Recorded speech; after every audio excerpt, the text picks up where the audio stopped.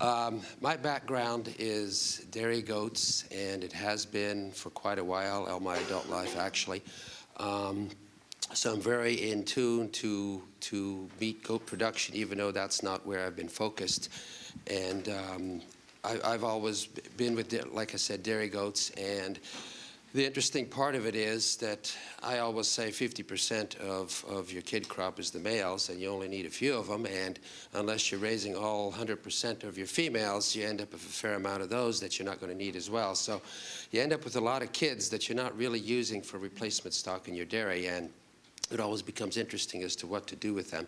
So I think this initiative in Vermont to try to really propagate a meat goat market is fabulous. I think it's very needed, and I think it would benefit everyone.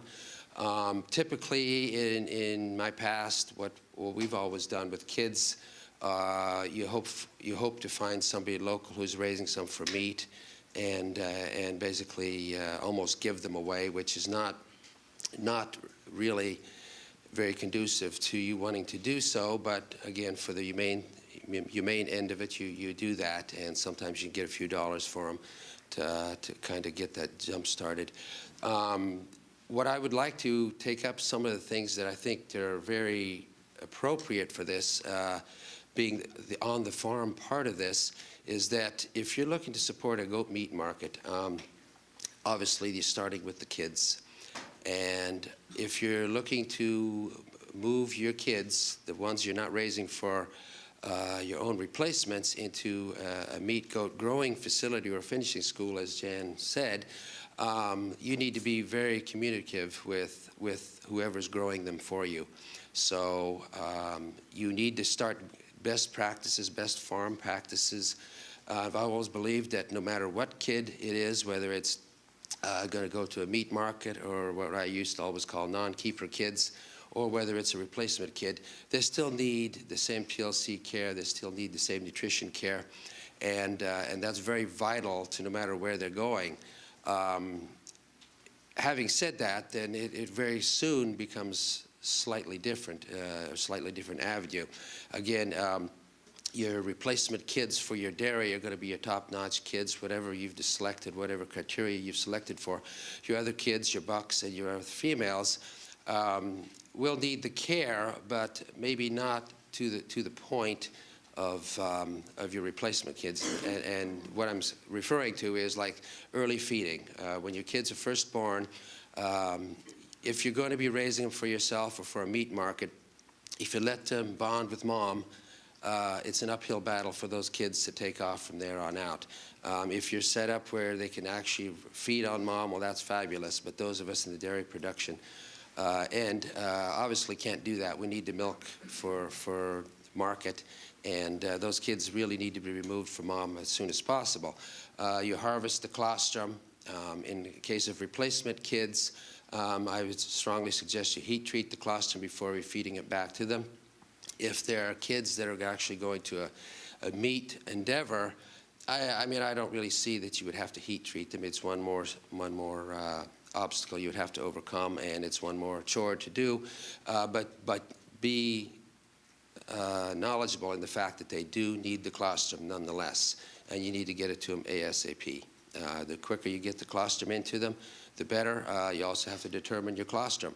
If your colostrum is a very viscous, thick yellow consistency, that's the colostrum you're looking for. If it looks like regular milk, it's not a very good colostrum. And if you have an alternative, or if you have some frozen, feed that instead of the milk. Not every colostrum is created equally, believe me. But again, it's very crucial to get them started on this colostrum. Then you need to decide, or you need to work with your grower to decide where you're going to go as far as the next step. In the case of a dairy producer, you're not going to keep that kid very long.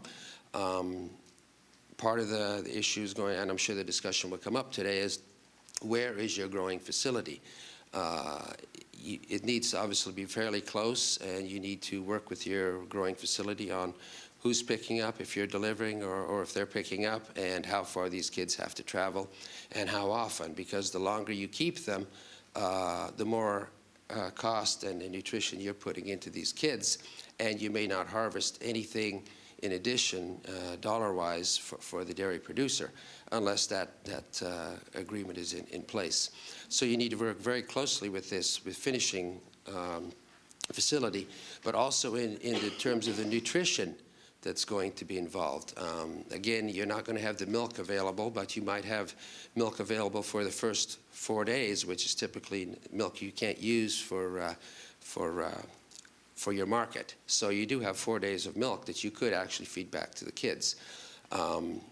If you have to go longer than that, you have to work with your grower again to see what they're going to be starting it on, and start them on a similar. You don't want to start them on one thing, have them get to the growing facility, and then have them change to something else, because, as I'm sure it'll come up in that section, it's very important to have a continuous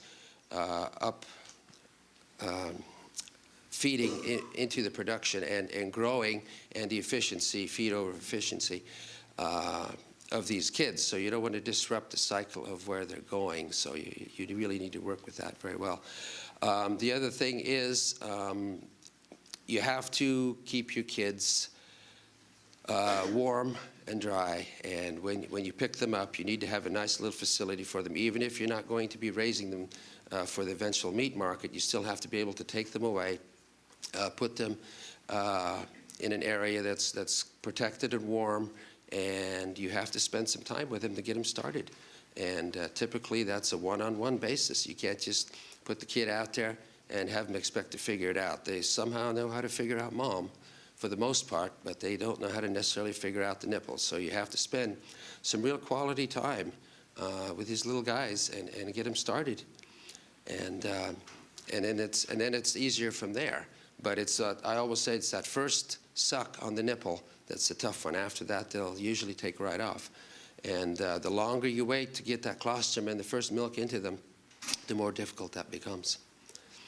So I don't know where else you want me to go with this, Jan, on this part of it, or? Do you think there's anything in particular in terms of breeding that you think about? Absolutely, good question. You know, typically when you're in dairy goat production, you have the various dairy goat breeds, which is not particular to meat goat production. But having said that, we all know the Holsteins that end up going to into the heifers or the steers that go into the meat market just because it's there. So there's going to be a lot of dairy goat breeds that are going to have kids that can go into the meat market. Can also look into where your production is at. If you're looking to breed X amount of goats per year and you're only looking to raise a certain number of kids, what you breed them to maybe is less crucial, and you might actually be able to get a meat goat buck, either a boar or a Kiko or something like that, and breed your what I would call non-keeper females too. So you're going to get, half of an Alpine, or Alpine is one of the dairy breeds, half of a dairy breed and half of a meat goat breed, which I would think would be very good for the meat goat market, which we're halfway there. And even though it's not immediately apparent, it becomes apparent very quickly when they go up the scale into nutrition how much muscling they gain over a dairy breed. So that's certainly a good thing to do. If you're looking to replace or you keep most of your kids for dairy replacement, that may not work. You might end up with more of your kids as a dairy breed. So you have to work that out with your grower, but certainly that's something to look into. Being that I'm going to just start making cheese commercially this year, have you had any experience when the kids get maybe 6 weeks old or so, starting to feed them some of the whey? You can certainly do the whey, but whey on its own is not a complete feed. Right, but instead of feeding them water, feeding them whey just for the extra. Oh, feeding extra, and you're feeding what, milk replacer with it, or? Yeah. Yeah. I mean, feeding milk replacer as their normal milk, and then replacing the water either for the kids. And I know some of the dairy cow people are getting whey in from the cheese companies and feeding the whey to their heifers. Yeah, no, absolutely, that's been done. And I know a lot of pig farmers use it a lot, so that's you can take a clue from that. clearly we're going to start doing that at the farm as well, because we're going to be trying a lot of different things to raise our kids on as well, because again, we're going to need the milk to be selling back to Vermont Butter and Cheese Creamery, so we're not going to have the milk available. We're looking to possibly source some local cow's milk and also utilize the whey and some of the byproducts from the creamery. Jersey milk works really well on raising kids, I will tell you that. I'm sorry? Jersey milk. Jersey works milk, well, yeah, really well. I can see that. René, could you describe Ayers Farm, what you're doing there? Sure. What we're doing there, we've just recently purchased an old dairy farm that's been out of production for about 10 years, and it was a very historic farm in the area, on some of the best land in that area. For those of you who've driven by, it's a phenomenal piece of land, about 115 acres. There was Jersey production there until about 10 years ago, and the farmer decided to take it out and just continue farming. So we picked up this farm last year with the thought of starting a model and also demonstration farm, and with the intent of, one, we're going to produce milk, and we have a ready market in Vermont Butter and Cheese Creamery, but also we're looking to set up best practices, best dairy goat practices on that farm, and have it available and in a commercial way, but also have it as a teaching facility.